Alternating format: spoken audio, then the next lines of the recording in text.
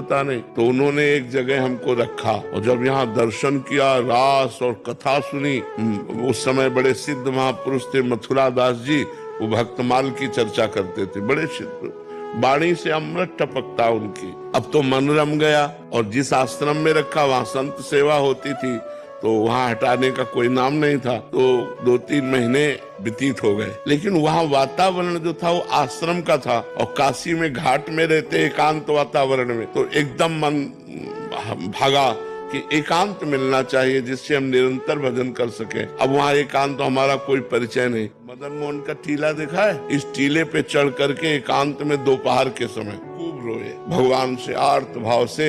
1 रुपया पास नहीं, एक व्यक्ति से परिचय नहीं, 1 इंच जगह नहीं, बिल्कुल अकिंचन ऐसे खूब रोए कि भगवान मुझे वृंदावन वास दे दो।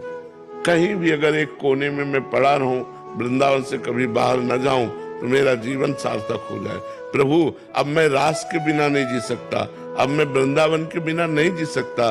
रोए बच्चा, जब खूब रोए, घंटों रोए, और रो करके सोचा कि अब चलो काशी चलते हैं।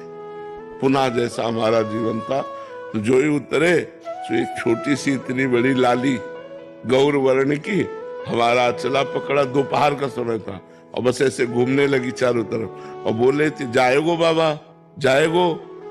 तो हमारी तो कुछ समझ में नहीं आ रहा था, क्योंकि भाव में एकदम उतरे थे।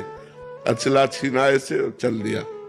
जब आगे चले तो हमारे दिमाग में आया ये लाली क्या कह रही थी, जाएगो बाबा। हम ऊपर सोच के आए कि काशी जाना है, ये क्या, ये लाली क्यों।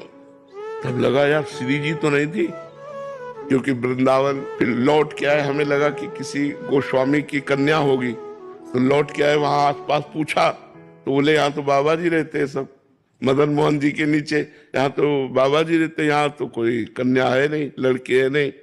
बस हमारी समझ में आ गया कि हमारी लाडली जू हमारे छोर को पकड़ लिया।